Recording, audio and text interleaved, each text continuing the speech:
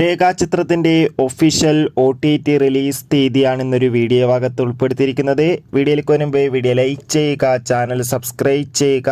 April March മാസങ്ങളിൽ അങ്ങോട്ട് ധാരാളം ചിത്രങ്ങൾ OTT റിലീസ് ചെയ്യും. നമ്മുടെ ചാനൽ ഭാഗം പരിശോധിച്ചാൽ നിങ്ങൾക്ക് കാണാം.